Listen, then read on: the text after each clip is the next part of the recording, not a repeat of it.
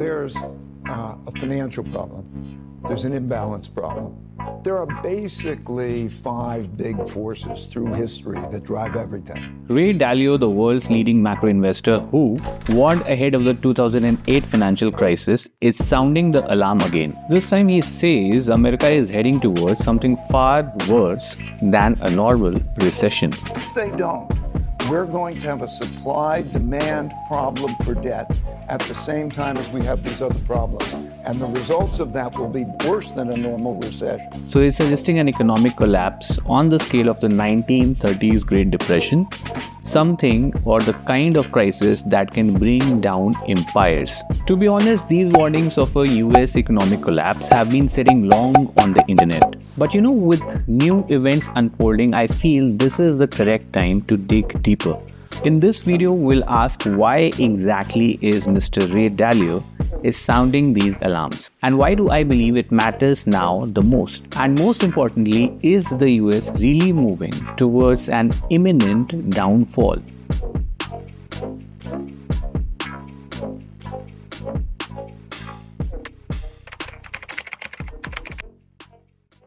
To understand Ray Dalio's warning, we need to go back to the history, to the moment when the US became the superpower. But do you know it wasn't the America's military that made it the superpower? It was the US dollar. See, after World War II, the US dollar became the world's reserve currency, the trusted money for international trade. So when two countries traded oil, wheat, steel, anything, they did not use their own currency, they used the US dollar. I mean, think about it. When you travel internationally, you can carry dollars with confidence.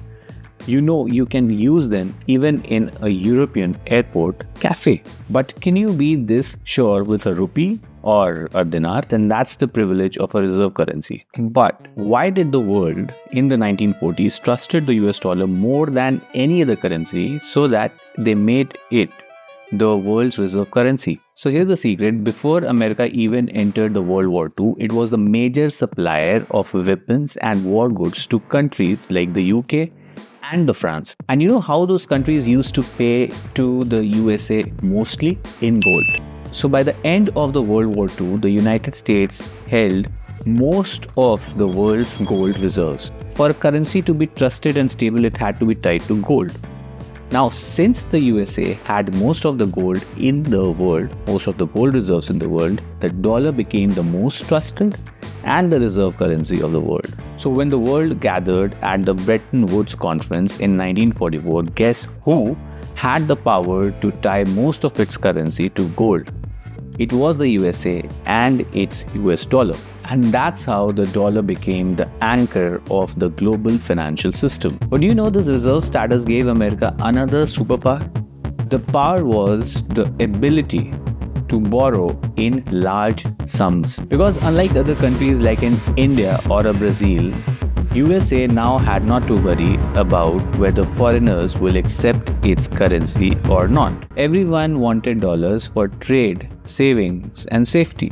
That meant the US could issue debt via the US bonds, and every other country, banks, and even retail investors were eager to buy these US bonds because of their safety and their trust on the US dollar. So think of it this way. If you borrow money in rupees or pesos, the lenders will think whether this currency will hold its value in the future or not. But when you borrow in dollars, the question disappears. And this gave the USA a privilege no one else had. It could borrow more and more and spend far beyond its revenues from taxes and fund the research, the defense, the moon landing, and even the Silicon Valley's rise. So all of this powered not just by innovation, but by borrowing world's money. But this privilege was a double-edged sword, because the more America borrowed, the more its debt grew, and today in 2025, its debt is 120% of its GDP,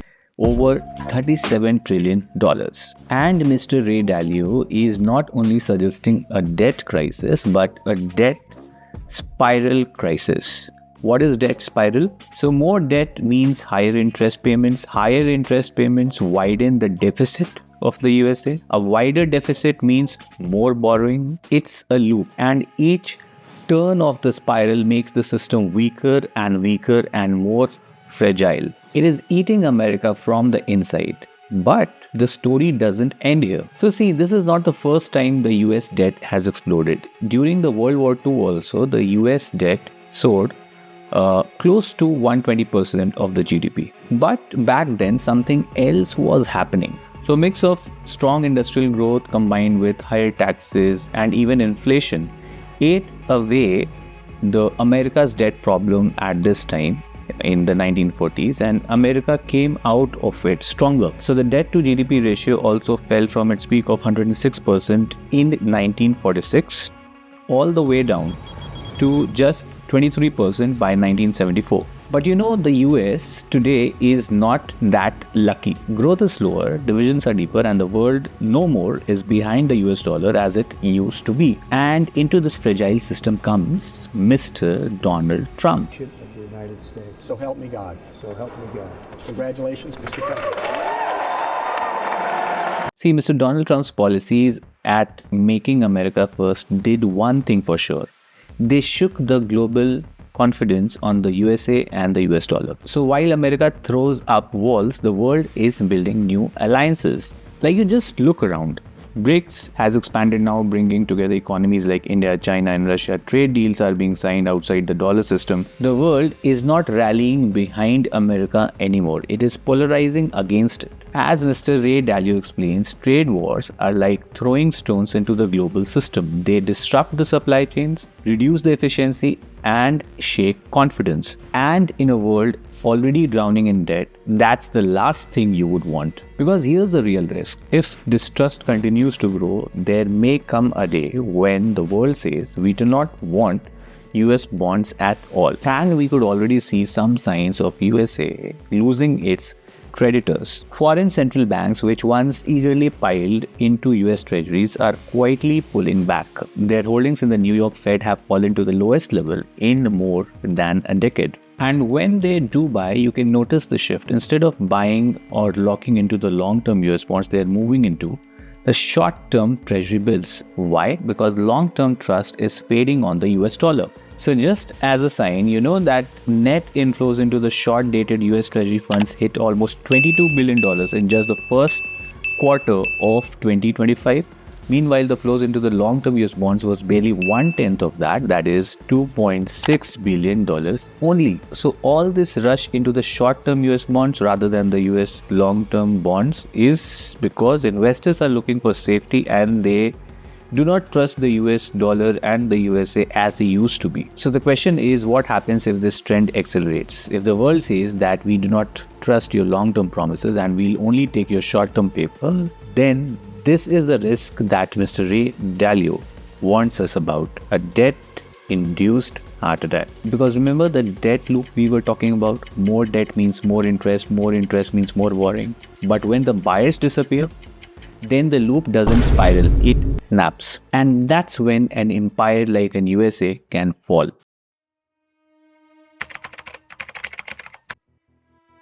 The second big force through time is the internal conflict force.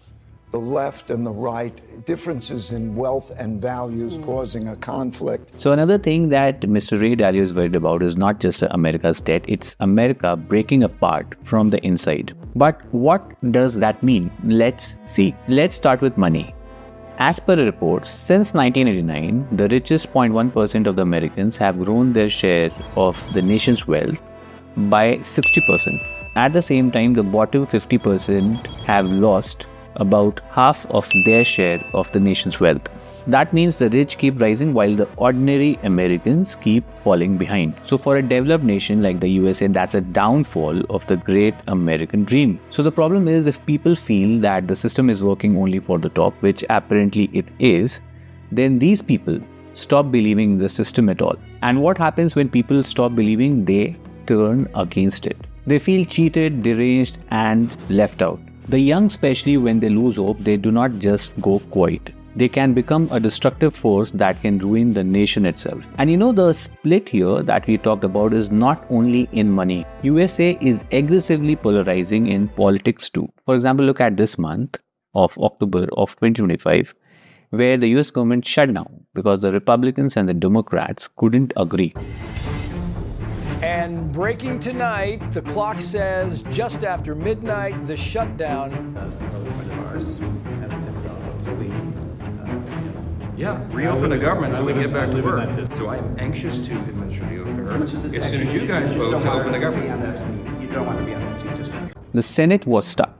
Add to it like never before, Mr. Trump warned that he could use this shutdown to punish blue states like California and the New York while protecting the red states. If that's true, then the shutdown was not for budgets, it was for political revenge. And it doesn't end here. In Texas, maps are being redrawn mid-cycle to give one party more power. But if the rules of the game keep changing, the other party stops believing in the game altogether. How many layoffs have you authorized for this first round and from which agencies? And it'll be Democrat-oriented because we figure, they started this thing, so they should be Democrat-oriented. It'll be a lot. So here's the big question. If Americans stop trusting their leaders and their democracy in America, how could America survive a debt crisis? This is why Mr. Ray Dalio suggests that it is not just an economic problem, it is America cracking from the inside. And then the third is the great world order, how countries deal with each other when there's a rising power challenging the existing power. And so this is like attacking US from all sides. Right now, America faces forces from the outside, its borders, and Mr. Trump's erratic behavior is only making it more intensified. According to Mr. Ray Dalio, and you would also agree that we are entering a new era, an era of great power conflict between the US and a rising bloc of rival nations. So on the one side, it's the United States with few of its allies, and on the other side, it's the BRICS or the growing BRICS nations, which includes countries like China, India, Russia, some of which are openly exploring US dollar alternatives for trades within their region. And please note that the BRICS has become bigger and bigger, representing 45% of the world's population and 35% of the world's GDP. And some analysts and some reports suggest that it is even bigger than the G7 now. And this growing conflict matters because America once stood as the global undisputed leader. Now the world is polarizing, trade is shifting. Talks and efforts in de-dollarization is not a myth anymore. Some nations have started trading in non-dollar currencies, and this is, my dear friend, a big danger for the US dollar dominance and the USA dominance. So if the global trust in the US dollar continues to slip, then the US risks losing its superpower, the power to finance its debts with ease. And as you know, if US loses its creditors, the massive debt pile will force the country to meet a gruesome fall. But Mr. Ray Dalio points us to another direction beyond the debt challenge, the internal challenges and the external challenges that America is facing. This direction is the direction of technology. floods and pandemics. And number 4 is technology changing. And how they are coming together are the main forces. Mr. Ray Dalio warns, and to which you would also agree, that the future superpower will be a country that leads the technology space. I mean, just think about it. The nuclear technology decided the World War II. Now the country which dominates the technology space like the AI, cybersecurity, quantum computing, whatever, will control the future economy, the future military, and the future financial system. And here's the scary part. America's lead is shrinking in the technology space. China is spending billions in AI, pushing ahead in 5G and electrical vehicles, and controlling the critical mineral space. Even it is deepening tech ties with nations like Russia. See, I know that America is still ahead of China in these technology investments, but Mr. Ray Dalio's concern is that this focus is diluting. America right now is stuck fighting inside wars over budgets and shutdowns. So the real question Mr. Ray Dalio is asking is, can America keep affording the lead? So what next? Is the US doomed by the end of 2025 or maybe 2026? See, Mr. Ray Dalio is not saying that the collapse will happen the next morning, but he's saying that the next 2 to 3 years are very critical for America. So if the US keeps piling on the debt, passing big, beautiful laws, and the interest on the debt keeps rising, and the internal as well as external buyers lose the trust on the US bonds, then in a decade or so, the USA may not be the same. So, if this goes on like this, a day will come when the US will not have the power to raise debt and run its economy. But does this mean that the US is guaranteed to fall into gloomy days? Not necessarily. History shows nothing is written in stone. See, Mr. Ray Dalio and other economists are worried today because the US government does not follow and listen to economic wisdom. Growth is getting slower, politics is more divided, and the trade deals are evaporating. Add to it the aging population. US is surely going to face the shortage of the young working population.